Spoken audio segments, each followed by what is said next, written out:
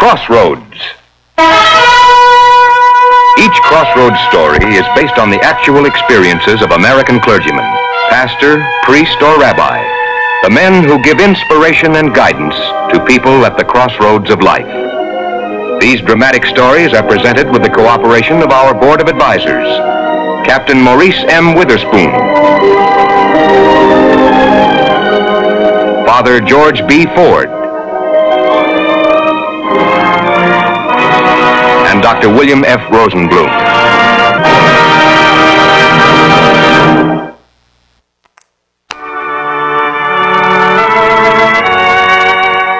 Not long ago, two members of the staff of the Mayo Clinic said that with scientific instruments they could cure 25% of the people who came to them, but that 75% were passing on to their bodies the sicknesses of their minds and souls. So you see, it makes sense when I say we can't expect God's healing on a physical plane unless we accept His laws on a spiritual plane. Let us pray. O Lord, take my mind and think through it. Take my heart and set it on fire. Take these hands, and through them bring to these, thy suffering children, the fullness of thy healing power. Amen. We've had such good news, Dr. Price. Jimmy's much better. The doctor says he can get up next week. Oh, that's wonderful, Mrs. Davidson. Now be sure he comes in the first day he's out. Don't you worry, Doctor. Horses couldn't hold him back. I'm Peggy Burton, Dr. Price. This is the first time I've been to one of these services. Well, did you feel you were helped, Peggy? Oh, there's nothing wrong with me. I was sort of investigating for someone else. Oh, member of your family? In a way. My mother. My father will bring her if I can arrange it. Oh, well, would you mind telling me what's wrong with her? We have a wonderful prayer group here, and I could put her name on our list of sick right now. She has a heart condition. Dr. Price, would you promise me one thing? That you won't tell anyone that I had anything to do with getting her to come? Certainly, but I'm afraid I don't understand. You will when you meet my mother. Oh, Peggy, would you tell me your mother's name? Gould. Helen Gould.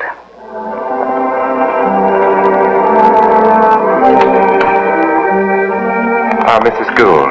Oh, it was good of you to give us this early morning appointment, Dr. Price. Not at all. I had to come in early anyway to catch up on some letters. Nice to meet you, Mr. Gould. Won't you sit down? Thank you. You know, this all seems very strange to me.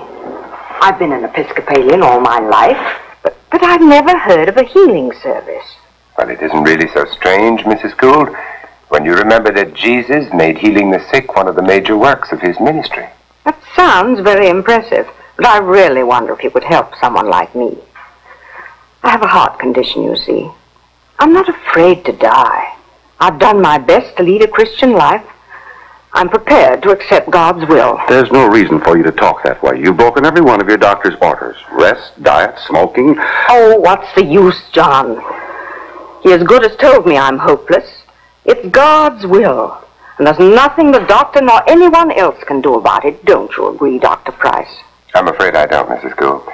You see, I don't believe that God ever wills sickness. Mrs. Gould, I'm afraid I'll have to be frank with you.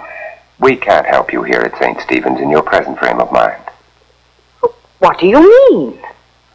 Well, healing requires faith. You don't have any. But how can you say such a thing? I believe in God with all my heart and soul. Believing in God is one thing, Mrs. Gould, but believing that God can help you is another. But I told you I'm prepared to submit to His will. You're confusing resignation with defeatism. Resignation is good. Everyone who prays for healing must be ready in her inmost soul to accept a negative answer. But she shouldn't expect it. That's what I mean by having faith. You expect God's refusal. That's all very logical, Dr. Price. But have you ever really helped someone at one of your healing services? Someone with a serious illness, I mean.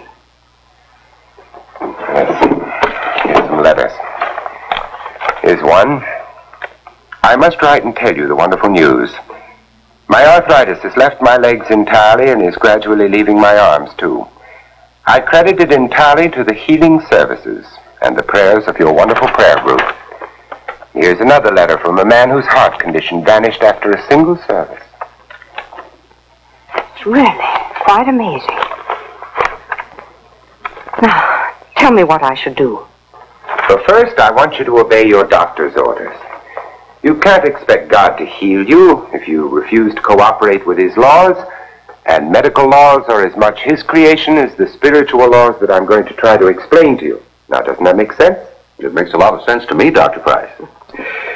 Try to visualize what you want when you pray. Think of your heart as young and perfect and free from damage. Remember, God will meet you where you are and give you all that you are able to receive.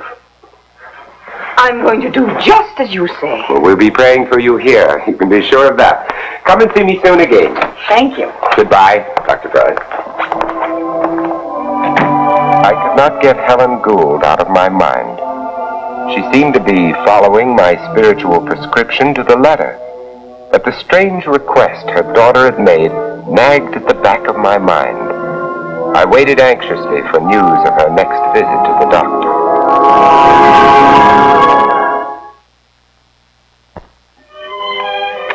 I'm afraid there isn't any improvement, Mrs. Gould. The electrocardiogram still shows a serious block. But I feel so much better. Your general physical condition has improved a good deal. You have lost some weight, and you tell me you have really stopped smoking. I think we have more reason for hope. You don't object to my attending healing services? No, but I don't think you should expect a miracle. Let's keep aiming at a gradual improvement. Well, Dr. Price says most healings are gradual. Making you obey my orders is the most important thing Dr. Price has done so far. Very well. I'll keep trying for gradual improvement. But I'll still keep praying for a miracle. Mrs. Gould, I think it's time you and I had an honest talk as to why you haven't received healing. What do you mean? Do you have any children? One, a daughter. Has there been trouble between you two? No trouble. I simply haven't seen her for some time. Why not? Well, she's married. She has her own life to live, and I have mine. What's left of it. Yet you haven't seen her for some time. That seems rather strange to me. Dr. Price. Yes? Peggy has hurt me deeply. I'm afraid it'd be very dangerous for me to discuss her at all. You know my doctor has ordered me to avoid all excitement. Well, from my point of view, Mrs. Gould, it would be equally dangerous not to discuss it. I feel a little weak. Mrs. Gould, look, I don't see why we can't talk about this calmly and reasonably. Now tell me, did this bitterness between you and Peggy begin before or after her marriage? I feel weak. I'd better get home. Well, whatever you say.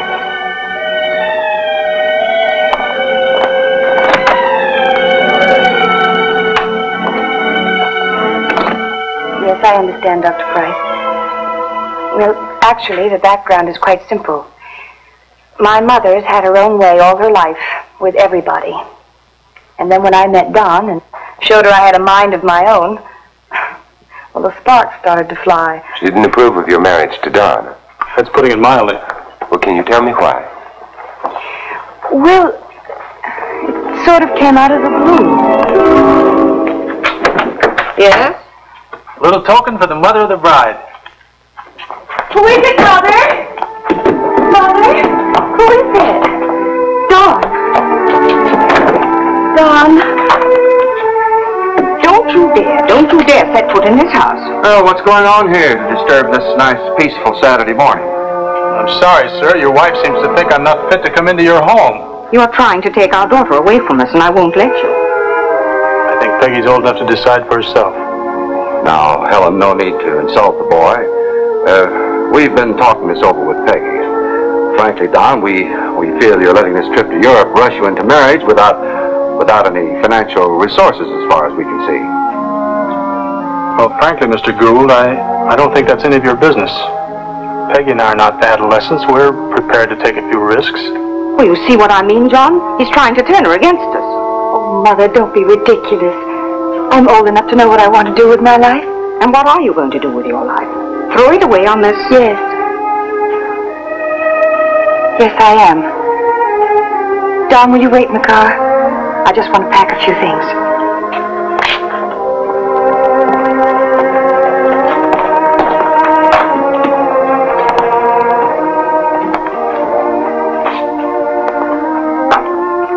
I don't even want to see them go. I can't believe she's doing this to us. Now, Helen, she'll be all right. He loves her, I'm sure of that. They'll manage somehow. But she wouldn't even listen to me. I shall never forgive her for this. Never.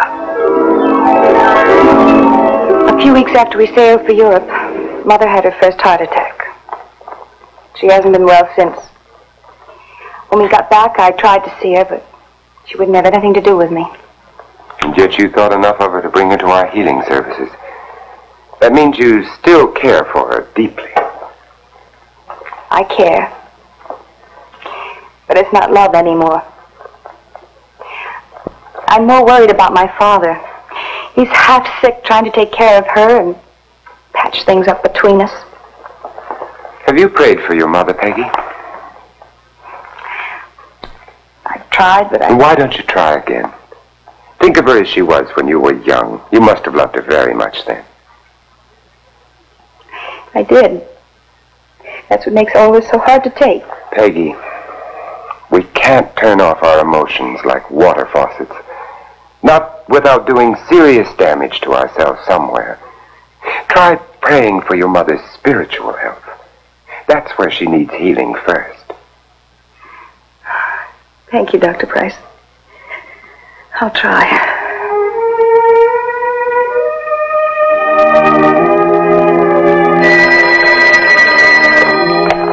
Hello? Yes, just a moment. For you, honey.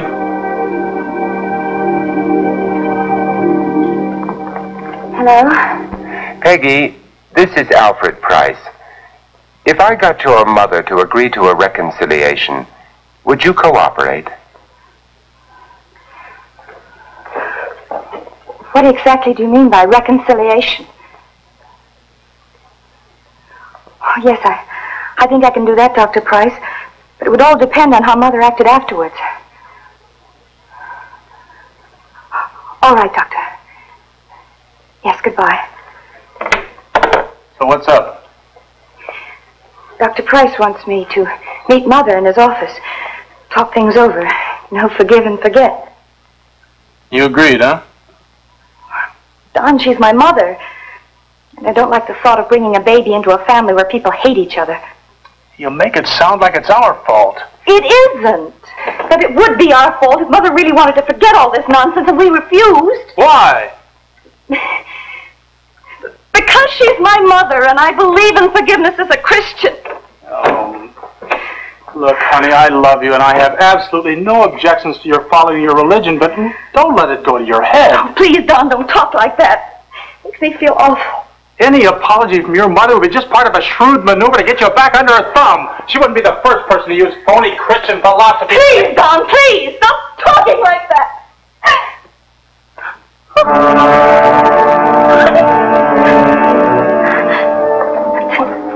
Is it? But it can't be. It's too soon. You're not sure. Please call Dr. Brennan right away.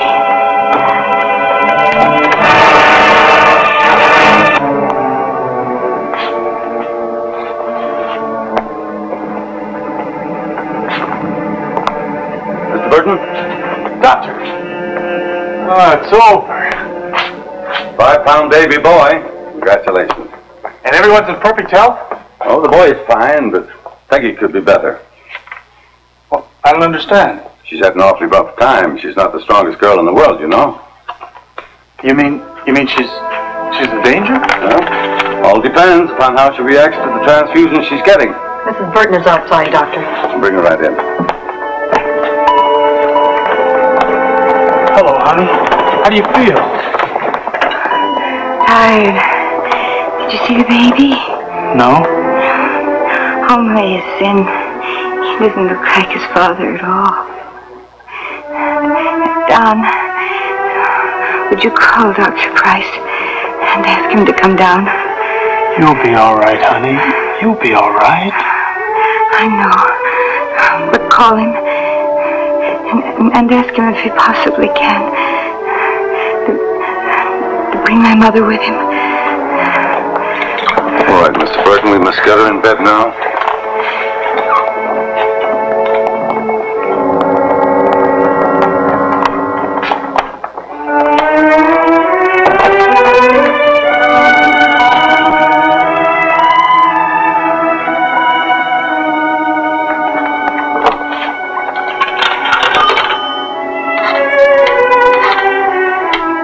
All right, Don. I'll see what I can do, but I haven't seen Mrs. Gould for 2 weeks, and the last talk we had was anything but encouraging. But, Doctor, please. Please, she's calling for her. Make her understand. She's needed badly. I'm sorry, Dr. Price. You and I no longer have anything further to discuss.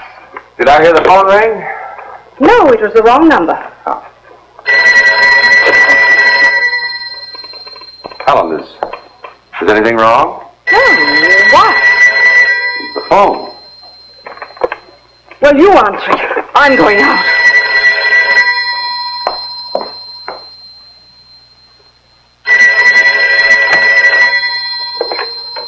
Hello? Oh, yes. How have you been, Dr. Price? Helen? No, she just went out. Peggy's had the baby. She wants to see Helen. Just... Helen! Helen!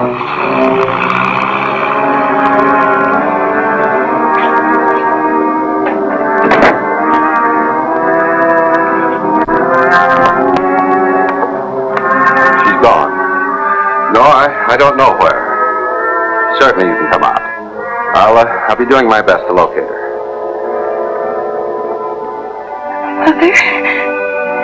Mother? Mother isn't here, Peg. Just me.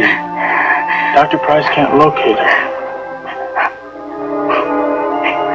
She won't come. No, he can't locate her, Peg. It's the truth. They must find her. She's not there. No, she didn't have an appointment. Oh, if she does come in, would you please have her call at once? Yes, at home.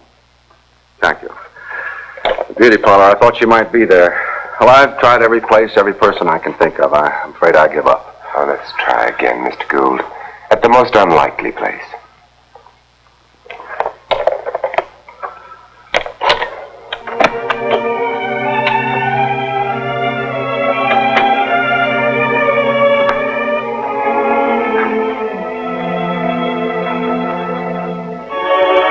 How's she doing, Doctor? The next 2 hours will tell the story. But she still has a chance. If she fights. She will, Doctor.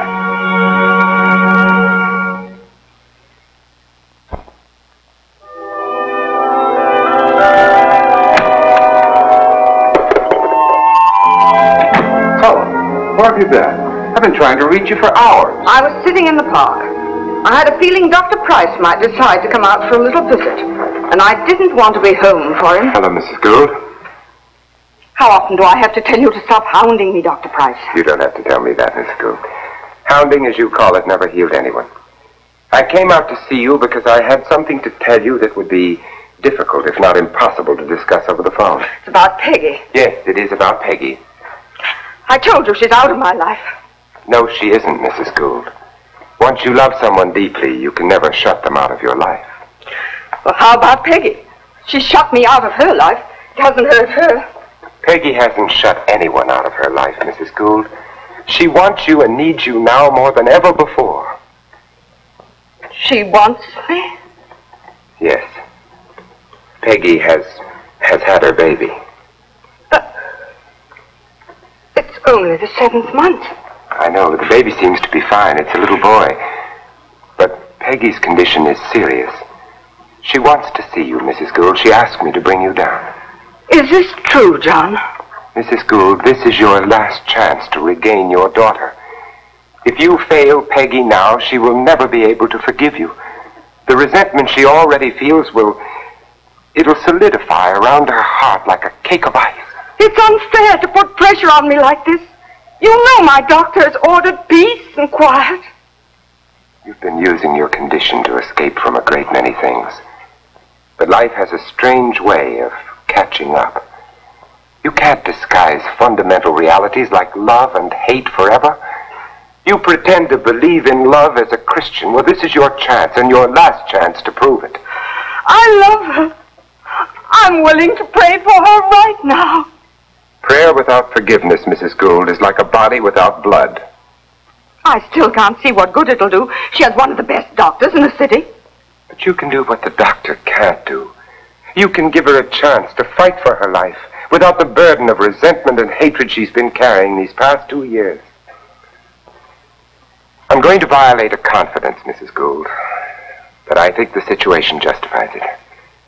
Peggy asked me never to tell you this, but it was she who brought you down to our healing services. Peggy? Why, no. It was a friend of John's.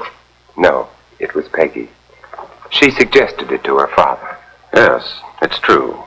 If there was ever a time to stop this vicious nonsense that's been tearing our lives apart for the last 2 years, it's now. I want you to go down to that hospital with Dr. Price. Oh, honey, I'm right here. Mother, why did this have to happen? I love John so much. But I love you too. Doctor, I'm Alfred Price, Peggy's pastor. This is her mother, Mrs. Gould. We would like your permission to go in and see her. Oh, I'm sorry you'll have to wait. Peggy's getting another transfusion right now. Oh, Don, I came as fast as I could. Mrs. Gould came too. Hello. I didn't know he was going to be here. I don't think I'll be able to go through with it now. That's your attitude, Mrs. Gould. I'm not going to let you anywhere near Peggy.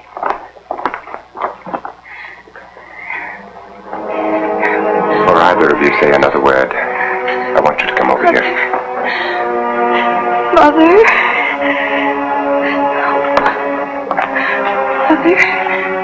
Mother. Please listen to me. Please try to understand. I love him. I do. Everything would be all right. You just understand that. Dr. Price. Is it really you? Yes, Peggy. And I've brought along 2 friends.